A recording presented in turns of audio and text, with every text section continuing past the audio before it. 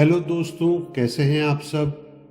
कहानियों की श्रृंखला के इस वीडियो में मैं आपके सामने एक और छोटी और मज़ेदार परंतु शिक्षाप्रद कहानी प्रस्तुत कर रहा हूं, जिसका शीर्षक है चमत्कारी अंगूठी और मनुष्य की पहचान। एक बड़े शहर में रामदीन नाम का एक ब्राह्मण रहता था। वह बहुत गरीब था और वह भीख मांगकर ही अपना पेट भरता था।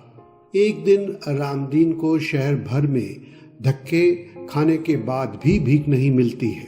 भीख नहीं मिलने से रामदीन बहुत निराश हो गया और थक हार कर एक स्थान पर बैठकर अपने भाग्य को कोसने लगा। वह सोचने लगा कि मैं भी कितना अभागा हूं। इतने धनी शहर में मुझे एक मुट्ठी अन्न देकर मेरा पेट नहीं भर सकता है कोई। रामदीन ये सब जब सोच रहा होता है तो उसी रास्ते से एक तेजस्वी साधु जा रहे होते हैं।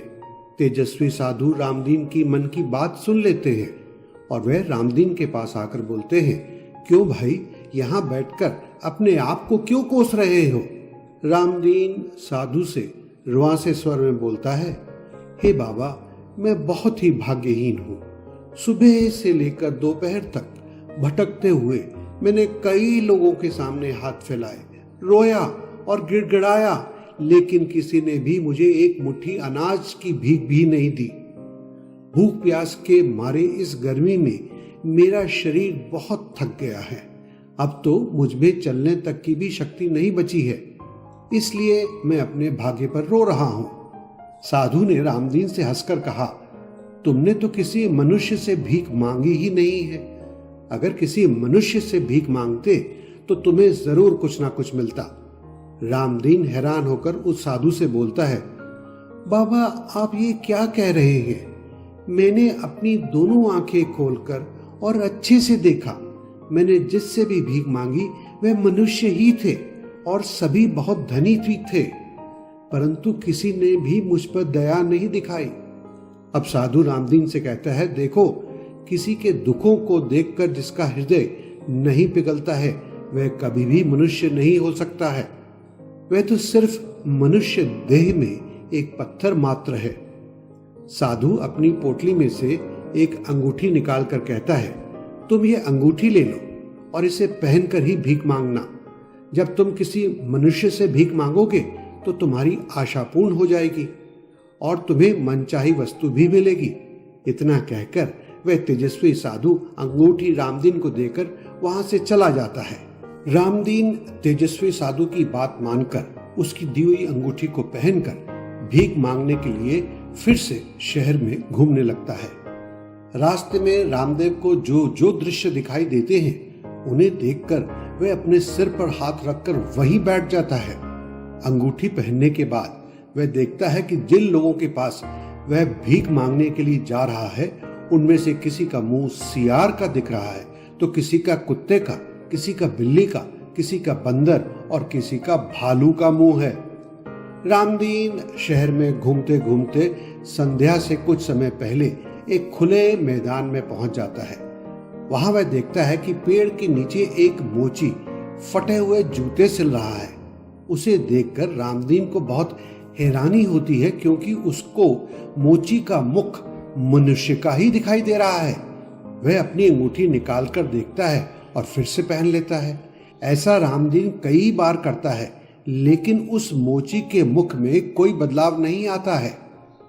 अब रामदीन सोचने लगता है कि मैं एक ब्राह्मण होते हुए इस जूते सिलने वाले से कैसे भीख मांग लूं। वह तो स्वयं इतना गरीब लगता है।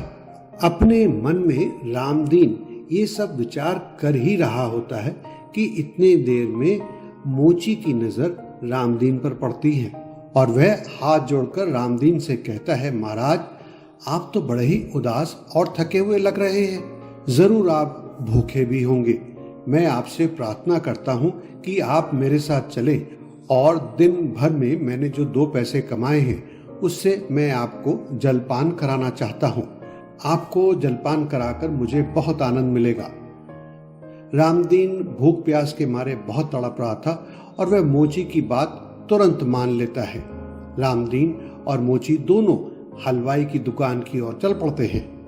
दुकान पर पहुंचकर मोची अपनी जेब में से कुछ पैसे निकालकर हलवाई को देते हुए बोलता है कि इन पैसों से जितनी मिठाई आ सकती है उतनी मिठाई इन ब्राह्मण महाराज जी को तुरंत दे दो। मिठाई खाकर इनको थोड़ा आराम मिलेगा और मैं अभी आता हूँ।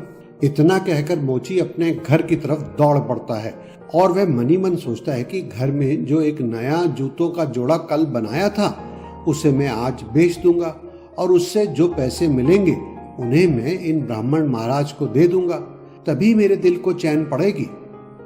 मोची ये विचार करते हुए अपने घर पहुंच जाता है और जूते लेकर बाजार के चौराहे पर खड़ा होकर ग्राहक का इंतजार करने लगता है। उस राज्य का राजा रोज शाम के समय शहर में घूमने के लिए निकलता था। इसके साथ ही राजा की एक अजीब सी आदत थी। राजा को नए नए जूते पहनने का बहुत शौक था और वह नए जूते पहनकर ही घूमने के लिए निकलता था। राजा ने प्रतिदिन जूते खरीदने का काम अपने मंत्री को दे रखा था। उस दिन राजा का मंत्री कई प्रकार के जूते लाकर राजा को दिखाता है, लेकिन राजा को कोई भी जूता पसंद नहीं आया और ना ही उनमें से कोई जूता उसके पैर में सही आया। राजा अपने मंत्री को डांट कर कहता है, तुम मेरे लिए मेरी पसंद के एक जूते की जोड़ी भी नहीं ला सकते हो। जल्दी से एक नए जूते की जोड़ी लेकर आओ और मैं उसके कुछ भी दाम देने को तैयार हूं।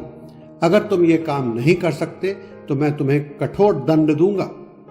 मंत्री कठोर दंड का नाम सुनकर कांपने लगा और राजा की पसंद के जूते खरीदने के लिए बाजार की ओर भागा। बाजार पहुंचकर मंत्री को मोची के हाथ में बहुत सुंदर और उत्तम जूतों का जोड़ा दिखाई दिया। मंत्री मोची को लेकर राजा के पास पहुंच जाता है। राजा को मोची के बनाए हुए जूतों का जोड़ा बहुत पसंद आता है और वह मोची को 500 रुपए जूते की कीमत और 500 रुपए इनाम के रूप में देने का आदेश सुनाता है। राजा की बात सुनकर मोची बहुत खुश होता है। मोची राजा से कहता है, सरकार, अगर आपकी आज्ञा हो तो मैं अभी आता हूं। ये रुपए जिन्हें मिलने चाहिए उन्हें मैं तुरंत आपके पास लाता हूं सरकार। आप उन्हीं के हाथों में ये धनराशि दे दीजिएगा। मोची की बात सुनकर राजा बहुत हैरान होता है और राजा पूछता है, ये जूते तो तुमने अपने हाथों से बनाए हैं ना, तो इसके दाम तुम किसी अन्य व्यक्ति को क्यों दिलवाना चाहते हो? उत्तर में मोची बोला, सरकार, मैंने अपने मन में इन जूतों का दाम एक गरीब ब्राह्मण को देने का संकल्प ले लिया था, तो मैं इसका मूल्य भला कैसे ले सकता हूं? पता नहीं कितने जन्मों के पापों का फल स्वरूप मुझे ये गरीबी भरा जीवन मिला है, तो फिर मैं इस जन्म में उस ब्राह्मण का हक कैसे छीन सकता हूं? ऐसा करने पर तो मुझे नरक में भी जगह नहीं मिलेगी। इतना कहकर मोची हलवाई की दुकान पर पहुंचता है और वहां बैठे ब्राह्मण रामदीन से राजमहल चलने का आग्रह करता है। रामदीन मोची के व्यवहार से खुश होकर उसके साथ राजमहल चल पड़ता है।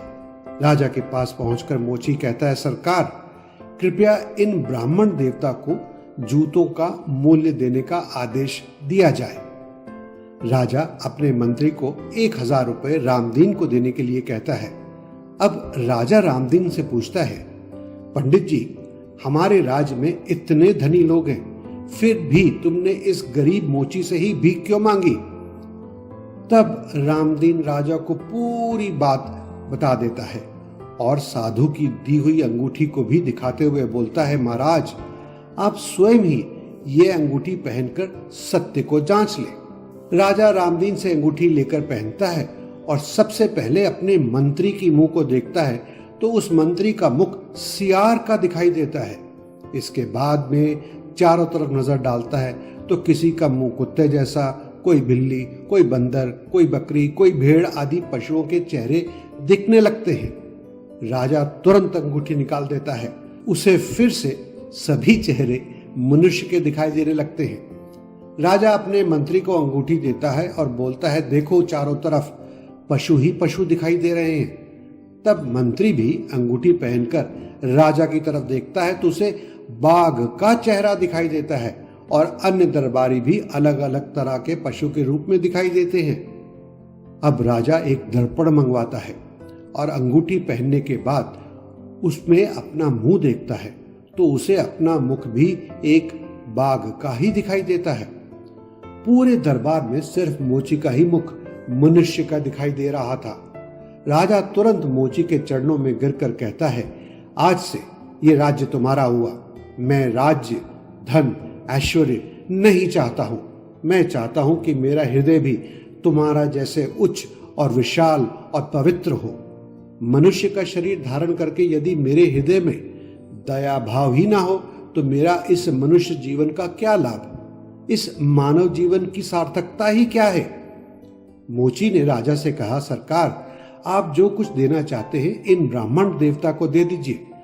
भला मैं कंगाल राज्य को लेकर क्या करूंगा?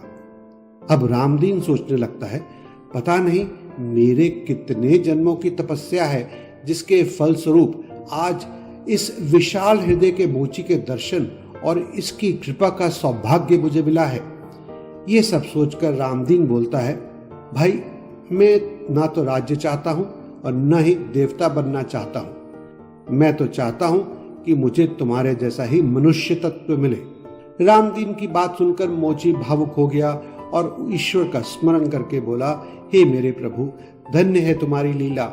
मैंने केवल एक जोड़ी जूते का मूल्य ब्राह्मण को देने का संकल्प लिया था और आपने मुझे इतना बड़ा मान सम्मान दे दिया। आपके चरणों में मैं अपना शरीर मन संपूर्ण समर्पण करके अगर जगत की सेवा करूं तो पता नहीं आप मुझे कितना प्यार देंगे। ये कहकर मोची राजा की सभा से चुपचाप चला गया। राजा, रामदीन और वहां मौजूद सभी लोग हैरान होकर मोची को देखते रह गए। दोस्तों, कैसी लगी आपको ये कहानी? मैं आशा करता हूं कि आपको ये वीडियोस और इस चैनल पर अन्य वीडियोस जिन पर कहानियां होती हैं आपको बहुत अच्छे लगते हैं और कहीं ना कहीं आपको बहुत अच्छी प्रेरणा भी मिलती है। इसी तरह से अगर आपके पास भी कोई सच्ची और अच्छी कहानी है तो उसे आप हमसे शेयर कर सकते हैं। हम आपका नाम लेकर उसको वीडियो के रूप में इस चैनल पर अपलोड करेंगे और इससे बहुत सारे लोगों को फायदा भी मिलेगा, प्रेरणा भी मिलेगी। इस वीडियो को अंत तक देखने के लिए आपका बहुत बहुत धन्यवाद।